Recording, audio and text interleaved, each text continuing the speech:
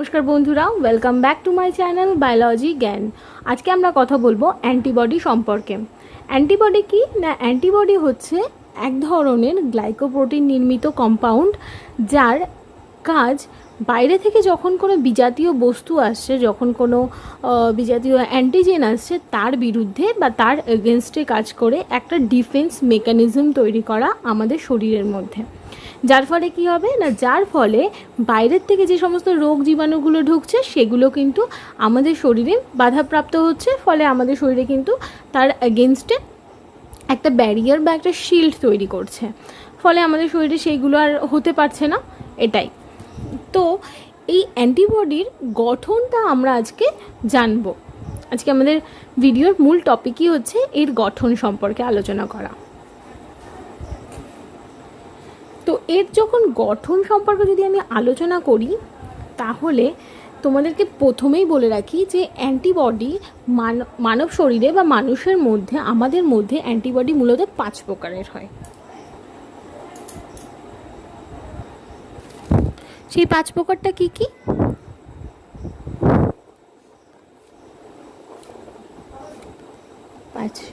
পাঁচ প্রকারের অ্যান্টিবডি আমাদের শরীরে দেখতে পাওয়া যায়। প্রথম যেটা হচ্ছে, আর একটা কথা বলি, এদেরকে কিন্তু অ্যান্টিবডিকে গামা গ্লোবিউলিনও বলা হয়। তো অ্যান্টিবডি আমাদের শরীরে ইমিউনোগ্লোবিউলিন যেহেতু আমাদের শরীরে ইমিউনিটি তৈরি করছে, তাই ইমিউনোগ্লোবিউলিন জি, ইমিউনোগ্লোবিউলিন এ,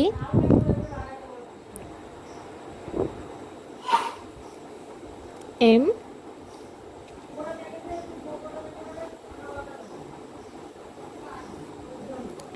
ডি আর ই, এই 5 প্রকারের ইমিউনোগ্লোবিউলিন আমাদের শরীরে কিন্তু আমরা পেয়ে থাকি মানুষের মধ্যে।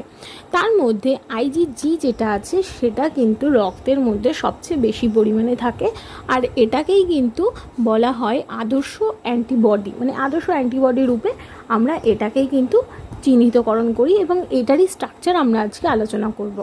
আর এই যে অ্যান্টিবডিটা আছে না, এটা কিন্তু প্লাসেন্টার মাধ্যমে, প্লাসেন্টাকে অতিক্রম করতে সক্ষম, মানে মায়ের থেকে অ্যান্টিবডিটা কিন্তু ভ্রূণের মধ্যে সঞ্চার হতে পারে। তো এটা একটা শর্ট কোশ্চেন কিন্তু আসে, তোমাদের এটা জানা দরকার। যেরকম একটা শর্ট কোশ্চেন আসে যে আইজিএম যেটা আছে সেটা সবসময় পেন্টামার হিসেবে কিন্তু আমরা পাই, এবং এটা কিন্তু সবচেয়ে বড় আকৃতির অ্যান্টিবডি। এটাও একটা শর্ট কোশ্চেন আসতে পারে, যে কোনো জায়গাতে তোমরা কিন্তু শর্ট কোশ্চেন পেয়ে যেতে পারো। সেটা তো আইজিজির কথাটাই আমরা আজকে বলবো। তো আইজিজির যে শেপটা আছে সেটা কিন্তু ওয়াই আকৃতির, আমরা ইংরাজি অক্ষর ওয়াই জানি, তো সেই ওয়াই শেপ, অর্থাৎ এরকম শেপের হয়। চলো তাহলে দেখি স্ট্রাকচারটা। এই যে ওয়াই আকৃতি দেখতে হচ্ছে, তো সেটা যদি আমি স্ট্রাকচারটা দেখাই,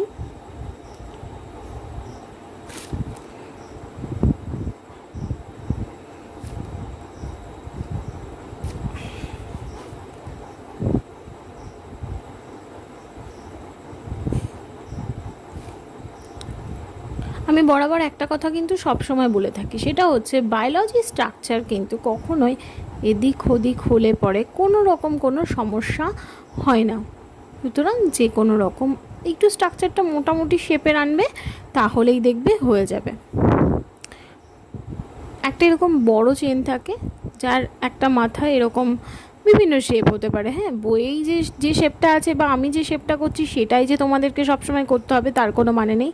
এখানটাতে একটুখানি তেরা বেঁকা হয়ে গেল, প্লিজ কনসিডার করো। তো আর এর রেসপেক্টেই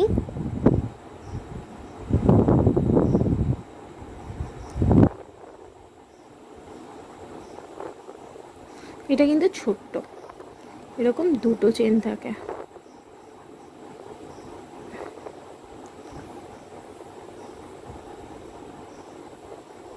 এই যে বড় যে চেনটা, যেটা আমি ব্লু কালি দিয়ে চিহ্নিতকরণ করেছি, এটাকে বলা হয় ভারী চেন বা এইচ হেভি, সেখান থেকে আসছে এইচ চেন।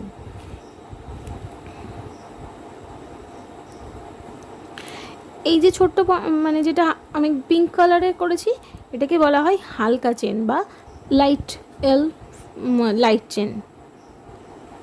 হ্যাঁ, আর এই যে যারা চেনগুলো আছে না, এর মধ্যে এই যে বড় এই চেনটা আছে, আর হচ্ছে এটা কিন্তু ছোটো আকৃতির হয়। তো আর এদের মধ্যে এই যে একে অপরের সাথে ডাইসালফাইড বন্ডের মাধ্যমে কিন্তু পরস্পর যুক্ত থাকে।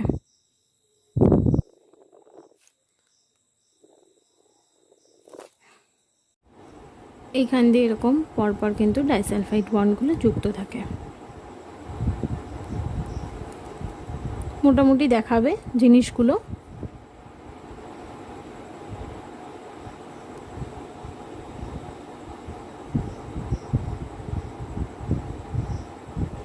তো যাই হোক, এরকম কিন্তু পরপর যুক্ত থাকে। আর যেহেতু এটা অ্যামাইনো অ্যাসিড,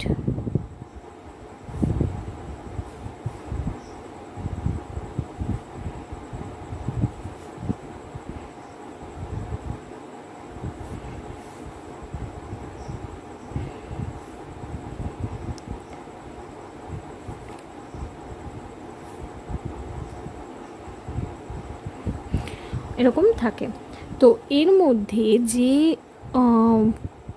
ইয়েটা আছে, যে ভারী চেনটা আছে, অর্থাৎ ব্লু দিয়ে আমি যেটাকে লিখেছি, যেটা কিনা এইচ চেন ডিনোট করেছি, সেই চেনটার মধ্যে কিন্তু 400টার বেশি অ্যামাইনো অ্যাসিড জুড়ে থাকে। আর যে লাইট চেনটা আছে সেটার মধ্যে অলমোস্ট 200টা কিন্তু এই অ্যামাইনো অ্যাসিড এর মধ্যে দেখতে পাওয়া যায়। এবার এই যে জায়গাটা আছে, এই যে এই দুটো মাথা দেখো, আমি একটুখানি খাঁচকাটা মতো এঁকেছি, এইখানটাতেই কিন্তু অ্যান্টিজেন এসে এখানটাতে বাইন্ড করে, যুক্ত হয়ে যায় এই দুই প্রান্তের মধ্যে। এবং আমরা জানি যে উৎসেচকের ক্ষেত্রে যেরকম একটা তালাচাবি মতবাদটা বা লক অ্যান্ড কি মতবাদ আমরা পড়েছিলাম, যেখানে বলেছিল কি যে একটা নির্দিষ্ট তালা যেরকম খোলার জন্য একটা নির্দিষ্ট চাবি আমাদের দরকার। আমরা কোনো একটা তালাকে যে কোনো চাবি দিয়ে কখনো খুলতে পারি না, বা যে কোনো চাবি দিয়ে মানে কোনো একটা চাবি দিয়ে আমি যে কোনো তালাকে খুলতে পারি না। প্রত্যেকের ক্ষেত্রে লক আর যে তালা এবং চাবি সেটা নির্দিষ্ট থাকে। সেম অ্যাজ এটার ক্ষেত্রেও কিন্তু একটা অ্যান্টিবডির এই যে স্থানগুলো সেগুলোও কিন্তু নির্দিষ্ট হয়। বা উৎসেচকের ক্ষেত্রেও যেরকম আমরা জানি যে সাবস্ট্রেট যেটা আছে সে তার মানে সেই জায়গাটাও কিন্তু নির্দিষ্ট থাকে সাবস্ট্রেটের সাথে উৎসেচকের বাইন্ড, মানে এনজাইমের সেই কমপ্লেক্স গঠন করা স্ট্রাকচারটা, বাইন্ড হওয়া স্ট্রাকচার। সেম অ্যাজ অ্যান্টিবডিরও কিন্তু এরকম পোর্শনগুলোতে এরকম স্ট্রাকচার থাকে, যেগুলো কিন্তু ভিন্ন ভিন্ন হয়, যেখানে কিন্তু এইখানটাতে তালাচাবির মতোই এখানে এসে বসে যায়। আমি এখানে ওরকমভাবে কিছু দেখাচ্ছি না, জাস্ট নর্মালি আমি দেখাচ্ছি যে এটা যদি সেই লাইট চেনটা আর এটা যদি হেভি চেনটা হয়,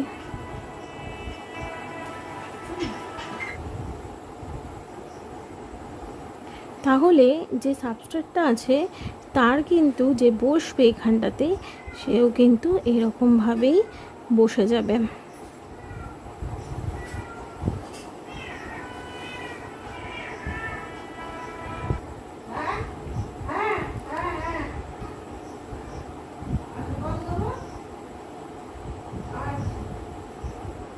এটা যদি আমি ভীষণ বাজে এঁকেছি আমি জানি, তো এটা যদি কোনো একটা অ্যান্টিজেন হয়, সে কিন্তু একটা নির্দিষ্ট পরিমাণ হবে। তার মানে এটা হচ্ছে অ্যান্টিজেন, এটা হচ্ছে অ্যান্টিবডির স্থানটা, সেটা নির্দিষ্ট পরিমাণে থাকে। এবং এই যে কমপ্লেক্সটা তৈরি করছে এবং এই যে ফ্র্যাগমেন্টটা যা এই কমপ্লেক্সটাকে তৈরি করছে বা অ্যান্টিজেনটাকে বাইন্ড করছে, সেটাকে বলা হয় FAB বা ফ্র্যাগমেন্ট অ্যান্টিজেন বাইন্ডিং পোর্শন। এই যে পোর্শনটুকু,